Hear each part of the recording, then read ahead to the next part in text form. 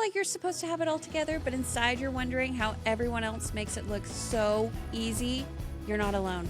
This is Southern Sisters, a place for women who want to grow without the guilt, find purpose in the messy middle, and be reminded that you were made for more. Make sure you stick around. We always save the bloopers for the end. Welcome to our episode of Southern Sisters. We're so glad you're here. We have a special guest today. I'm not alone, but I am with our mom. Renee Kennedy is here to join us today. And guess what? When you hear this episode on Thursday, the sisters don't even know I'm doing this. I didn't even tell them that I was going to be doing an episode with mom. So they're going to be expecting a podcast episode all about love languages, and that will be next week. But for now, I wanted to do this with mom this month because I feel like love is so important with ourselves. And when we kicked off season 2 with episode 31, Overcoming Mom Guilt, mom really liked that episode. I did. I thought it was great. It was really great. And it actually resonated with a lot of our listeners. I've had a lot of people comment on that episode more than anything. And the funny thing about it is when mom listens, she always gives us feedback. And it's always super great to hear feedback from mom because she is just a lady of grace and dignity. And thank you.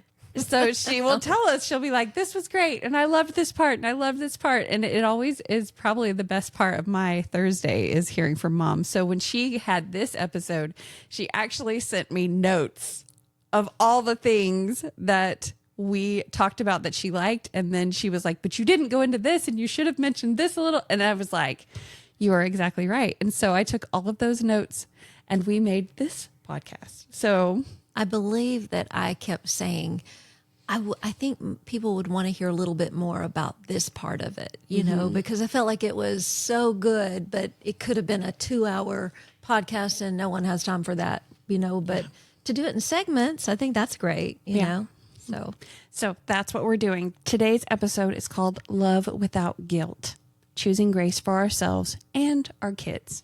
So thank you so much for joining us. Okay, our icebreaker is a question for mom. Mom, after listening to all of our episodes, how would you like to defend yourself? Oh gosh, I can't even tell you. I'm sitting there in my proverbial robe, my mom pajamas, on the couch in my spot, and I've got my drink and I've got my breakfast, and I'm sitting there and I'm going, that's not how it went. That did not happen. No, it did not.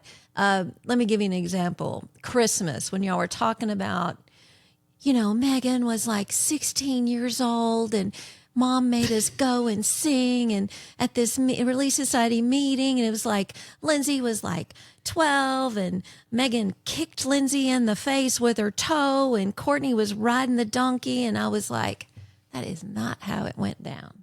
First of all, what mom can get a 16-year-old to do anything musical on their knees with an electric blanket over their body?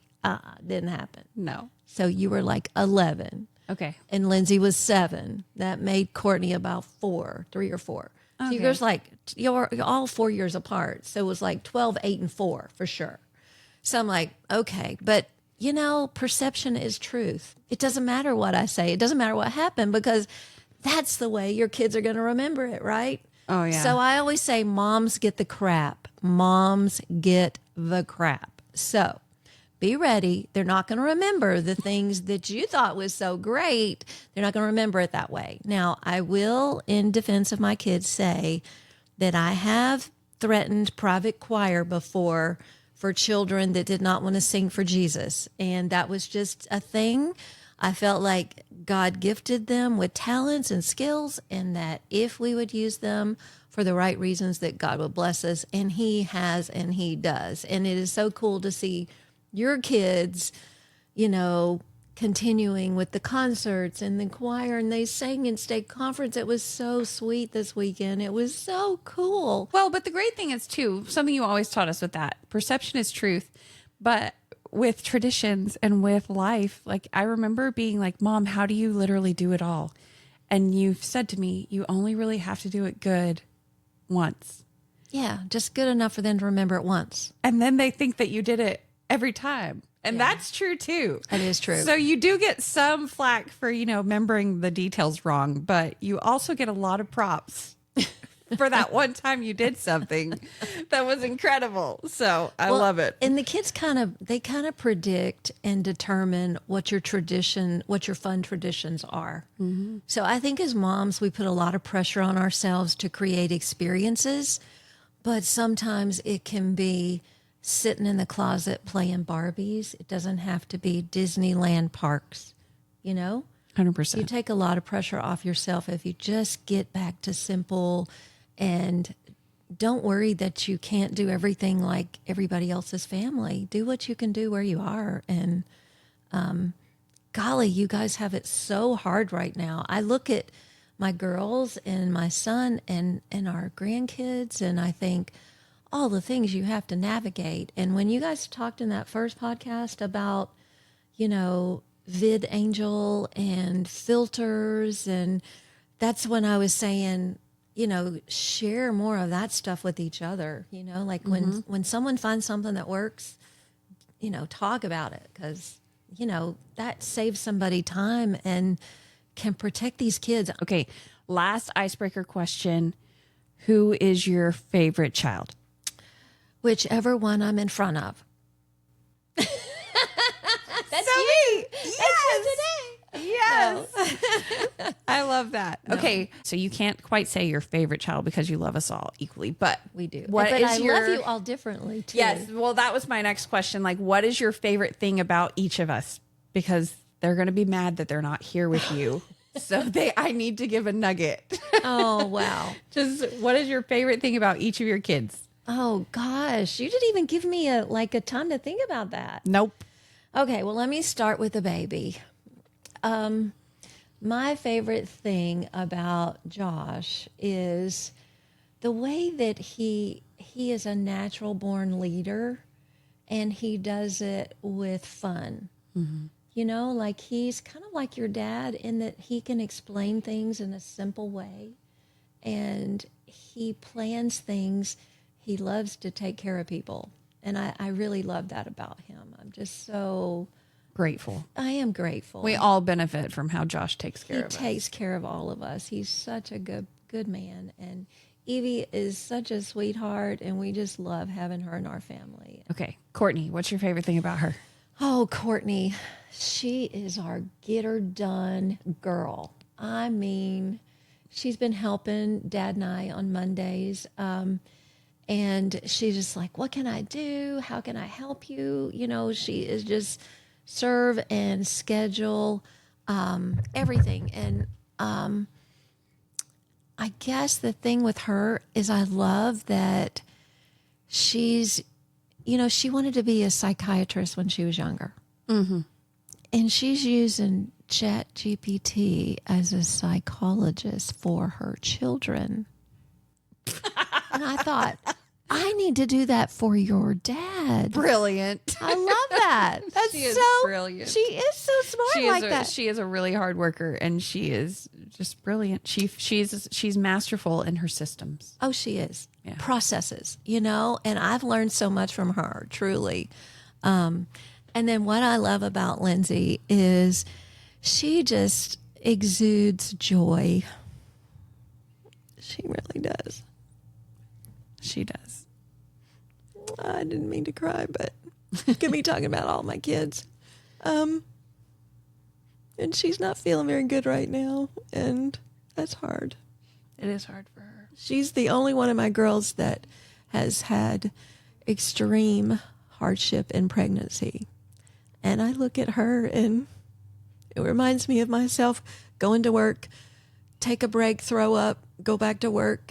Take a break, throw up, go back to work. And as moms, we have so many hard things to do to sacrifice our bodies and have children. And golly, that is such a difficult thing to do. But Lindsay is just fun, but she's also spiritual. And I love that you all have that component to you and who you are and how you build your faith in God and how he takes whatever we offer him and he just magnifies. Yeah. Yeah. I love that. And what do I love about you? You do hard things and you are fearless. Fearless. You are fearless. And this podcast is proof that you are practicing being comfortable in the unknown and in the uncomfortable part of life. And, you know, it doesn't mean that you can't enjoy life, but when you get a prompting and you act on it, then God expands that. So be prepared for the expanding part of your life.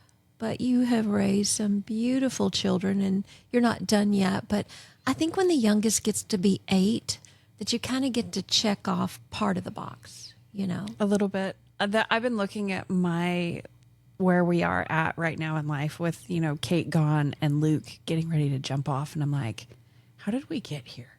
Like, are we really here? Here? It's crazy. It is so crazy.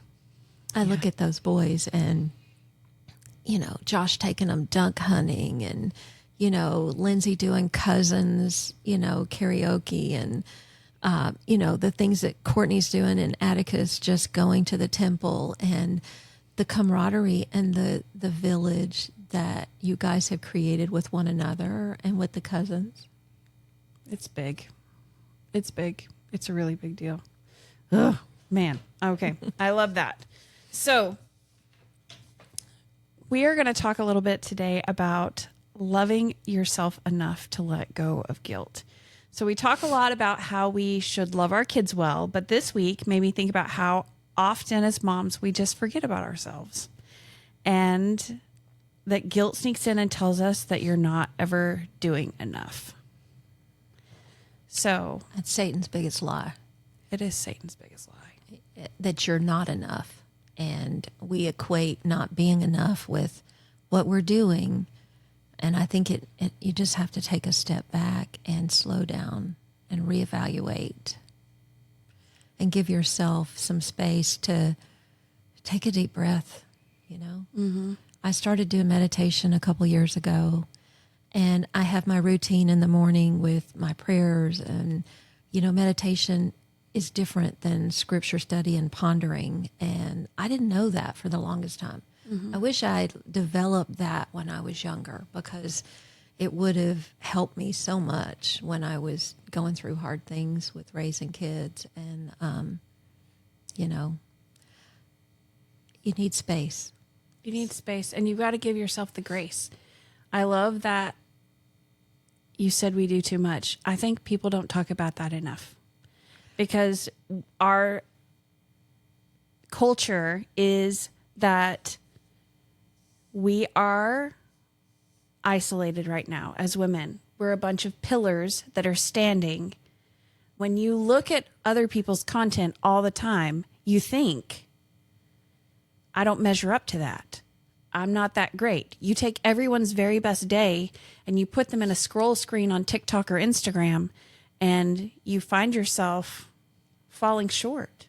I saw the talk that Neil L. Anderson not too long ago. He was showing the picture of the perfect plate that had a blueberry muffin on it, and then the child was here. But then he goes, now if you pan over to the right, the baby's in the high chair, the kitchen is a mess, and the baby is screaming, but the Facebook picture looks perfect. And so I think you have to take that into consideration. And I would just love to see some messy stuff. You know what I mean? You want the mess. I want the mess because the mess is, you're in the middle and the mess is in the middle. Mm. And sometimes the middle is the best when you're in the mess. Does that make sense? Yeah. Because later on you look back and say, oh, I miss the mess. I miss the noise. And where I'm at, you know, you're kind of just starting that with Kate and the kids starting to go. But I'm not saying you don't have a clean house because I'm a clean person. I think cleanliness is next to godliness. But if you're gone all the time and you don't have the headspace to get your head wrapped around what do you need to be mentally healthy. I needed a clean house. And when it was driving me nuts trying to work, we took turns with you guys a lot, trying to make sure that one of us was there as much as possible. Mm-hmm. But some of you had daycare and some of you had childcare after school and things like that we couldn't control. But I think the idea is you've got to slow down a little bit and decide when you get past 30 years, what do you want to look back and be remembered for? Not being a sergeant about having a clean house. But if kids don't know how to do their own laundry by the time they're 11, you're missing out. You have an army of people to help you. But some women feel guilty asking their kids to do anything. And they will be in your house when they're 30 playing video games in your basement. Because I help people every single day in my business and their children are still at home. And I'm like, what did you do? They should be paying rent at 18. Didn't teach them enough. I'm just kidding.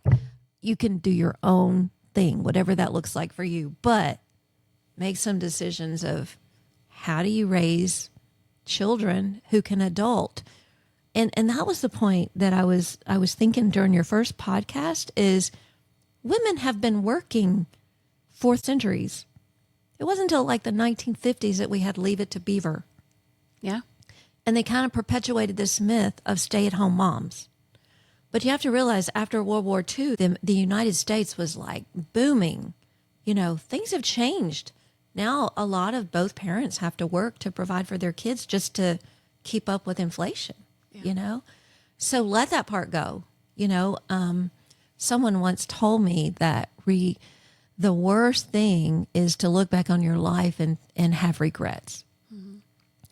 So I always tried to live each day and say, I wouldn't want to say things, even when I was little, I didn't want to say things that I would regret later. Yes. I just wouldn't say it because you can't take it back. You can't unsee certain things and you can't unsay certain things. No. My kids will say sometimes, sticks and stones will break your bones, but words will never hurt you. And that's a giant lie. It is a lie. Because you remember them forever. Yeah, it takes like 5 good things to get rid of 1 negative thing.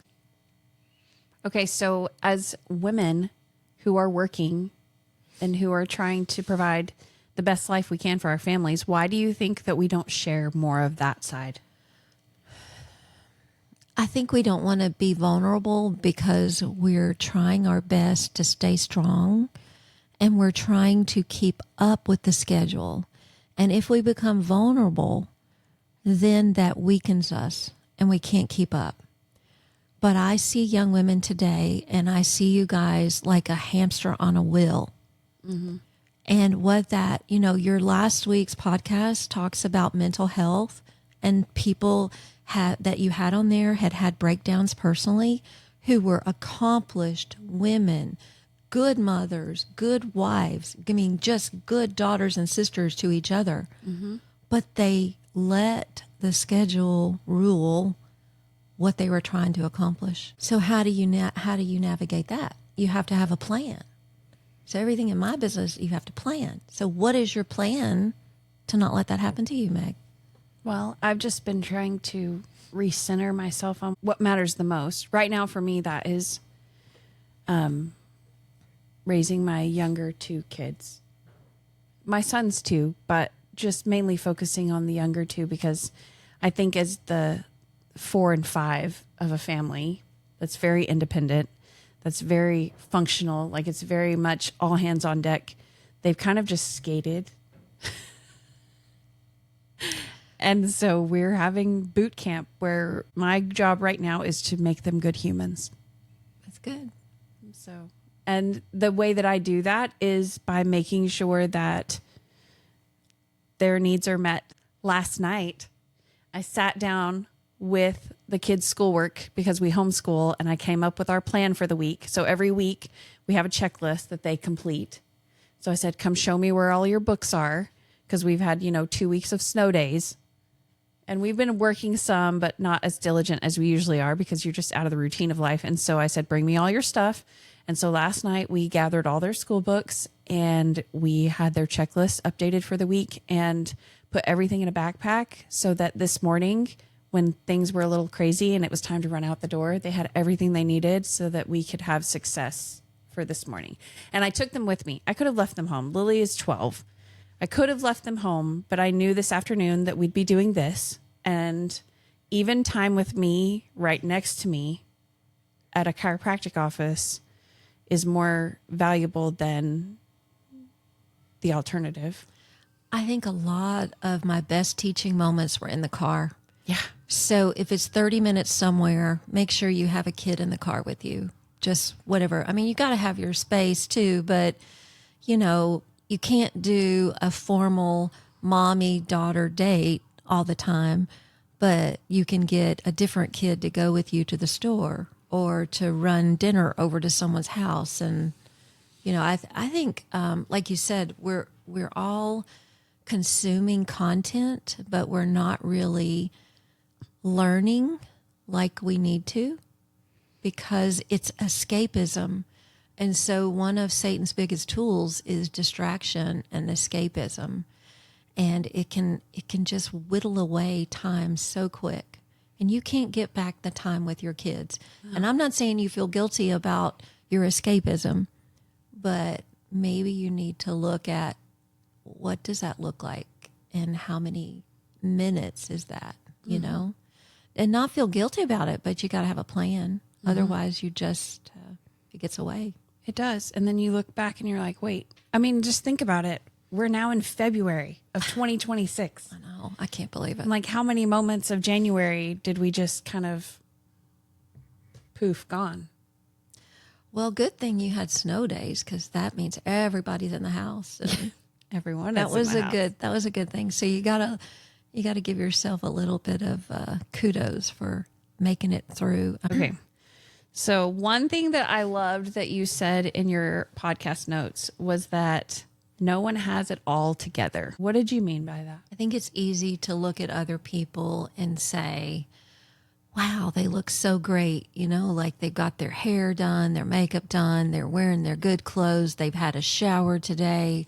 But we don't see that the last 3 days didn't look like that. Right. Yeah. And so we have to take into consideration. And I do think that you guys have less pressure on you in those ways than we did. You know, like my mom used to say, you know, when you go out, because I got the painted toes, you know, like women in the South, you have your hair fixed and you have your toes painted. Yep. And, you know, she would say, you know, girl, when you leave that house, you better make sure the back of your head looks as good as the front. You need to be able to walk in that room backwards and them say, oh, girl, your hair looks so good. So when that happens, you're like, okay, well, every day I got to look in a mirror because my mom is in my head. I have never looked at the back of my head. Well, yours always looks good. Okay, You don't good. have, like, when you have layers, you know, my mom always had short hair and she had a perm and that, you know, anyway, Wait, that's how did I miss that? Yeah. I'm 43. Because yours always looked fine. You didn't really do short hair, you know? So you and Lindsay and Courtney have this, and even Evie, that y'all have this long, gorgeous hair. You didn't have to worry about having a hole in the back of your hair. You know, come fix the hole in the back of my hair. I do remember Mama Jo saying that. Yeah. Yes. Do I have a hole in the back of my hair? Anyway, but so I do think you have to look at where somebody is. And now you guys can wear pajamas to the store. I mean, oh my gosh, some of the older people that I was having to compete with, if we wore our pajamas to the store, that was like, we're headed to the insane asylum, you know, call them now. But, you know. What are some practical examples that you have of not having it all together, but it still being okay? Well, you have something called M&Ms, minimum maintenance. Okay.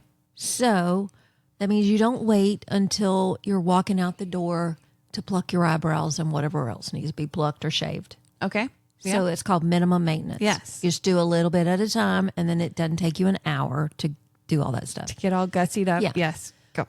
Another thing would be the blitz. teach your kids how to blitz. Yes. And before your dad would come home, I would say, all right, Dad's on his way home. We got to blitz. Mark it, set, go. And we would all just run around the house and clean up as fast as we could. Well, and I think too, like sometimes you feel like with things like this that you have to have perfect systems. But I think the key to it that I always learned from you is that it's always changing. Yeah. Like sometimes we had different chore charts, but everybody knew how to blitz. Right. Right. Depending, and like that didn't matter. It was like, okay, we're going to blitz. You do this, you do this, you do this, and you just get it done. And there wasn't any whining. It was like, I see kids nowadays, like they get their way because they whine. Yeah. So whining should be expensive, and it should be in the currency that is most important to that child. Mm-hmm. And you got to figure out what that is. And every kid's currency is different, you know, and you guys can always take away screens, but that's got to get old after a while, you know. It needs to be more positive instead of negative, you know. What is that positive currency that you can look for? And because sometimes, like with chore charts, one time we would have like a pizza that they got to put pepperonis on the pizza. You know, another time it was, you know, a literal star chart. You know, you can go simple. And now Lindsay has this digital thing that's amazing. And I heard about this app today where parents can give their kids this debit card, and they earn money on this debit card from their chores, like their allowance goes on there. And then they can help teach them how to be financially responsible. I mean, I think you guys have so many tools. It's not a tool problem. It's an application problem. Like which application works, and you got to try different things. Because if you keep the same thing, it gets old and the kids just ignore it after a while. It's not as... It needs to be exciting and fun. What are we doing now? Like one time your dad, now this is so old school, but we all sat around the table and he gave you guys little checkbooks and he had a banker hat and he's like, I'm banker dad, you know, and here's how the family bank is going to go. And here's how you, and then when they get to be teenagers, you start giving them bills to pay. Yeah. Not your family bills, but their bills, you know, a portion of their phone, a portion of their insurance, gas, those things. So they learn how to be independent, and that means they got to work. So how do you teach them to work? You have them get a job and you have them learn how to manage it, because if you don't give them bills, let me tell you, they'll just spend all their money at the gas station. On fast food and junk food and Not from my personal experience, totally from my personal experience. I was looking at my sons and I'm like, you're spending way too much money on just junk. Yeah. You need a few bills. So it is fun to pay attention to that. So much of our mom guilt comes from feeling like we're always reacting, whether that be reacting to screens, reacting to media, reacting to behavior. So you challenged us to always play offense instead. What do you mean by that in particular? Well, if you think of yourself like the coach, all right, now you have a team. You have a general manager. That's usually the dad. The general manager, you know, does what they do. The mom is really the coach. She's the one calling the plays for the day. Yeah. If mom doesn't know what the plays are the night before, she's already behind the eight ball. So I love that you said you got the backpacks ready the night before. I would always do that on Saturday. And if I had a diaper bag, I had like a week diaper bag, and then I had a Sunday diaper bag. Yeah. The Sunday diaper bag was always ready to go. You get the stuff ready the night before so that you can play offense, because someone's going to have a fight. Someone is going to throw up. You're going to have a dirty diaper walking out the door. You're going to have all these things happen that you didn't plan for, but you planned so the car has gas and you knew what they were going to eat the next day. And just a little bit of planning can take so much pressure. But that's the difference between offense and defense. What do you think for big things that kids are dealing with right now? How do you play offense with screen time? I think you have to teach them how to love something else as much as they love that. Ooh, that's good. Yeah. And what does that look like for you? Is it puzzles? Is it family game night? Is it swimming?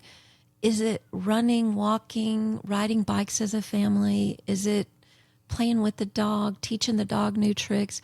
What do they have an affinity towards? Mm-hmm. If it's music, then having a karaoke night for that child that loves music, you know? Mm-hmm. If it's sports, it's you go to the church or go to the park and play basketball, you know, and take turns, rotate it, you know? Well, because the answer is not no screens. Like so many people say, screens are so bad.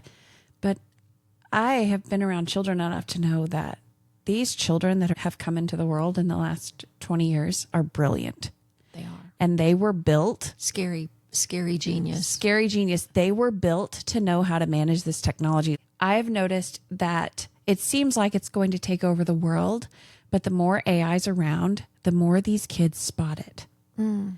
They have the gift of spotting it more than most people do. Discernment. They can look at it and be like, that's not real. And that is everything. That's how I have confidence knowing that they're going to be okay going into the future, because like I see this gift that they have of technology. So it's not to keep it away from them, but I love that you say, find out what they love more. And partially that's probably why I feel like I spin the hamster wheel so much as a mom, is because I want to expose them to things that bring them joy. And it's easier if we just all do it together. Like that is great. And with 5 kids, you're like, okay, somebody may not gravitate towards this, but I'll never know if we don't try. But you don't have to try everything. Right. You can be selective, and you can make you can make the calls, because remember, you're the coach. Mm-hmm. So everybody doesn't get to do everything all the time, because that splits the family apart. And you can't be unified if you're constantly divided by time and schedule. That's true. So that means you got to pick and choose. Now, if you've got an Olympian, that's a completely different sacrifice for the entire family. I never could buy into that. Mm-mm. It's not that I didn't want you guys to be great individually, but I just was like, how do you do that as a family and work and try to keep them close to God and have good values? Because when you let go, it doesn't matter if it's dancing, if it's cheer, if it's soccer, if it's competitive baseball. But, you know, you also have to look at your children's weaknesses. Mm. So you want to find what they love, but then you want to find, okay, where do they need help? Where are their weaknesses? And that kind of goes back to that, you know, having a powwow with you and your husband, or with you and your head, and say, where is each kid individually, emotionally, spiritually, physically, academically, and where do they need help? Yeah. And that can be, I mean, that can be a lot, but, you know, you just try to play to their strengths and then help them where they're weak. Mm-hmm. My mom saw that I was so shy, I couldn't talk to people. Well, it's because we moved 17 times before I was 14 years old. I never could get my feet underneath me to make friends. It was just too much trouble, you know? So I gravitated towards books. And then she's like, oh no, you're going to learn how to talk to people. So you're going to sing and dance. And then my dad was like, oh no, you're going to get a scholarship. So you're going to play basketball and golf. But I needed both of those because the sports helped my body. And I wasn't great at anything, but I was good at a lot. And it gave me a lot of confidence. And I think that's what you have to do with your kids. I love that. Okay, let's shift back to moms for just a second. We've talked a lot about some really great things here about what you can do and what you should be doing or not doing, and let go or taking breaths. But what do you do if you still look at your life and you think, what if I haven't done enough? What if I didn't show up like I should have? What if I've messed up? Because I think as moms, we all feel that. what do you say to that mom? You say there are a lot of things that kids learn by watching parents make mistakes. Yeah. And that is just as important for them to see you fail or to see you not accomplish something as it is for them to think how great you are. Because it's in the struggle, in that messy middle that we talked about, that they can see that if that happens to them in some way, that they can overcome it. If they see you put yourself back together after a divorce, after a physical illness, after a surgery, after Staggering debt, after the loss of a job. I mean, I think the pressure that people feel to have the perfect family is so heavy. I think if dad loses his job, you need to have a family council right then. Yeah. And say, hey, this happened, and it happened to me a lot growing up. So I was like, okay, it happened again. Well, this has happened before, and we survived the first 4 or 5 times. We'll survive this. And it happened multiple times. So I think you have to look at patterns and say, okay,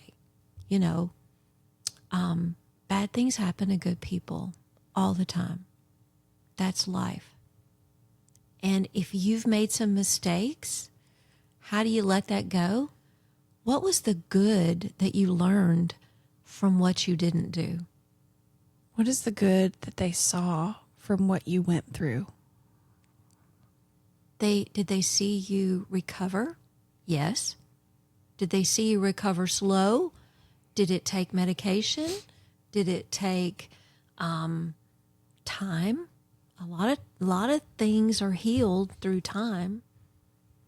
And it's okay to be vulnerable with your kids and say, I made a mistake, or I wish I had done this. Yeah. Don't let that be your cross to bear.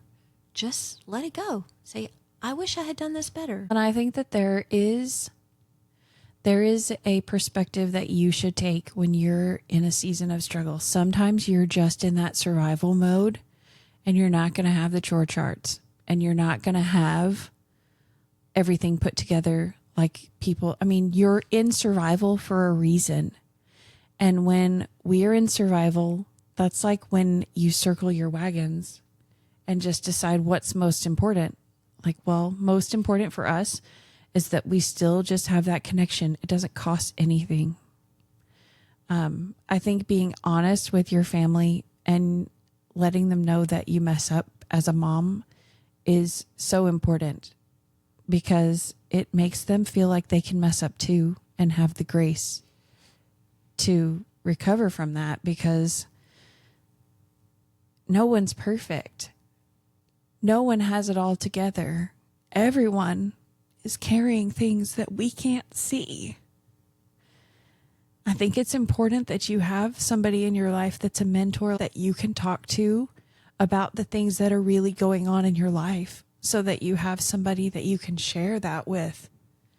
Because real people help you get through real problems. That's right. And don't be afraid to be vulnerable. Now you've got to find who those safe people are.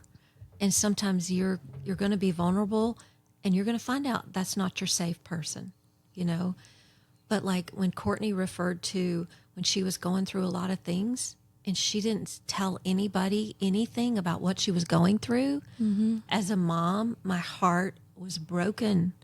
I thought, oh my gosh, why would this child think that she had to carry this by herself? And we don't have to carry it by ourselves. We give the part to God that we can give to him. But sometimes when we can't hear him and we might not can pray, we need a person. And who is that safe person?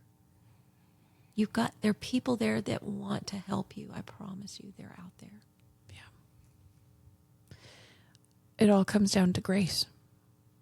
We have to give ourselves grace in the struggle seasons to be okay with it looking different than we think it should, and to be open to spotting the miracles through the season and recognizing that the lessons that the people around us learn when we're in the struggle are just as important as the ones that we are learning ourselves. You know, with what your dad and I have gone through the last 6 years, we wonder, you know, why did God take us out when we were serving and we love serving? And now it feels like we're sitting at home and we're not doing anything. But then people say things to me like, how can you be so happy? How can you do this? How can you still have hope? Yeah, and it's through Jesus Christ. That's how. But if we weren't sitting at home and got taken out of the game in such a profound way, it's such a sharp, hard stop, we wouldn't have learned this lesson to become something else. Mm-hmm. It's not fun, but we are learning how to adapt. And I think that's with any struggle that you have. And to letting go of the guilt of, hey, I can't feel guilty about what I can't do anymore. I can't feel guilty about it. I just have to do what I can when I can. And do what you can today. Yeah, today. Start today to reframe your situation. Start today to forgive yourself for the things that maybe you didn't do as well as you should have. We all have moments like that are in our closet that we remember, and I think we hold on to those too long as moments of defining us when that's not the way it should be. So if we remember and teach, always teach, divine nature, imagine what we look like as a spirit son or daughter of God. Mm-hmm. What will we look like when we go to heaven? If God's glory was so profound that Moses' face was lit up for however long, what will we be like in the hereafter? If we could focus on the glory that we will be when we become more like him in the hereafter, it gives you hope. It's like, hey, this life here is like we dropped our kids off at school. So God drops us off to school and he says, I'll see you. I'll pick you up at 3:00. That's how long this life is. Okay, so this is what I've been deeply thinking about. So we've been studying the creation, how in the garden, the serpent beguiled Adam and Eve and made them hide from God. Whatever the serpent said to them made them hide from a God who literally gave them paradise. Well, he made them feel guilty. Right. And that guilt made them hide from God. And I think to myself, how often do we have circumstances where we maybe don't live up to what we think we should be doing or how a circumstance should go, and we hide from God because we feel guilt and we feel shame? And it's the same, he's not made a different playbook. It's the same thing that he did with Adam and Eve. But as I've been thinking about this, and I'm like, what if the judgment of God is not looked at like a bunch of check boxes of what you did or didn't do every day? Because that's how I've often thought about it. We're going to get to heaven. There's going to be the replay, and it's going to say A through F, right? Because that's the test. That's how we get it. But what if it's just about what you had, what you started with, to what you became? And it's going to look different for everybody, like in the New Testament when they talk about the parable of the talents. God wasn't ever mad at the 2 that became 4. He was mad at the one who had 1 and buried it. If that 1 had become 2, it's not about doing it all right, but more so, how far are you coming?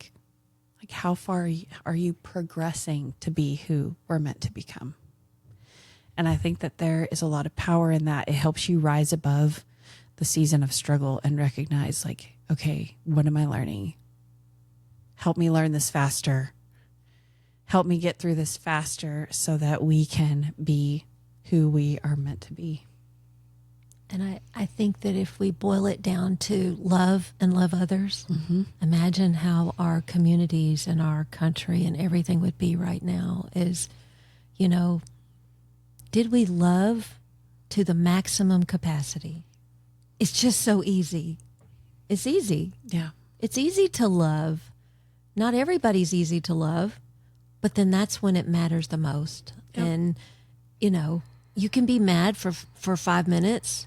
You can be hurt for however long you're hurt, but you still have to love through that, and loving yourself will keep you from feeling that guilt, because you can't love yourself and feel guilty at the same time. No. How do you do that? It's like fear and faith. They can't exist at the same time. Yeah. And when we have these burdens and we lighten our burdens and we say, okay, God, this is too much. I'm going to give it to you. And then we take it back. And we give it to him. Super good at taking it back. And then we take it back. I'm super good at just snatching it. Like, oh, you don't really want that. I'm sorry. I meant I could handle that till tomorrow. And I'm going to give it back to you. Oh, goodness. If you could give a message to the moms listening to this, what would you say? Hang on. You're doing a great job. Nothing we said here today is something that you haven't probably thought about. And so maybe you get one thing and you just go with one. Go with one this week. Focus on one thing a month. Yeah. You need something that you can buy into. And there's lots of things out there. There's moms that have been doing this for years, and find those older women that you think have it all together and take them to lunch or watch their kids for them. Well, and I think that because we're so separate now, we all live these separate pillared lives. We're not connecting. We're not making those connections of having mentors. Our mentors are influencers, and they're not really real. Yeah. And they're only showing you a part that they want you to see. It's just not true. And to me, that's the part of AI that's so bad, is it's not real. And like you said, the kids have this spirit of discernment now, and we do too. And I don't know if you've noticed it, but I noticed that when I watch too much YouTube, and I'm watching things that are, academic for me, or they're spiritual, or but when I do that too much, it's like I don't feel fulfilled. I feel more anxiety. So I'm wondering if the kids are feeling that too, And as far as guilt goes, guilt is not of God. It's just not. And so if you find yourself in a place where you're feeling guilty, just tell yourself to stop. It's not helping you. It's hurting you. And there's enough things in our life that hurt us. We don't need to create that hurt for ourselves. And so I would just say, try not to do things that you think you're going to regret, and try to play it out in your head so you know what the end result looks like the best you can. And if it fails, it fails. This whole life, we weren't sent here to succeed. We were sent here to be tested and to try things, just like we're doing with our kids. We don't stop our kids from falling when they're learning how to walk. So God wants you to get this, and you will. You got this. You're making it. All of you are making it. You're here. You're listening. You're trying things. So way to go. Good job. Keep it up. You got this. I love it. I hope that you have enjoyed our episode today. Thank you, Mom. You're welcome. For being here with us. Just an old lady. You need an old lady? I'm here. I hope that you've been able to pull something from this episode today that helps you in your everyday. I hope you give yourself lots of grace, because we all need more of that. I hope you do not compare yourself to everything that you see on the internet, because it's a bunch of not true. And I hope that you recognize that every effort that you take to parent well and to love well those people that are in your sphere, God's going to magnify that, because that's what he does. The Lord loves effort. I feel that with every fiber in my bones. So Thank you for joining us. Our reflection question for today is, what would change this week if I chose love over guilt for myself first? So give yourself the grace, give yourself all of the love. And I hope everyone has a fantastic Valentine's weekend. So until next time, keep striving and we'll see y'all soon. Yeah, I didn't even have to prompt you. That's amazing. Now it's time for the Bloopers.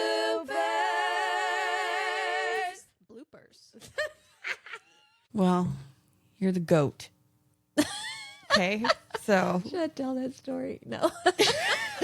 You should tell that story. I didn't know what a goat was. Like, it was like, I don't know, 2 years ago, and somebody was calling Simone Biles a goat, and I'm like, are they calling her a goat because her hair's up in that little ponytail? No. And it was like, I'm like, that is so mean. Why are they calling her a goat? You know? And they were like, no, greatest of all time. yeah. Old lady. Sorry. No, you are the greatest of all. You're the greatest of all time. I You're love sweet. that. Thank you. Thank you. But no. Well, our reflection question for the day is not on my paper. I have it right here. It's on Mom's. Sorry. Our reflection question.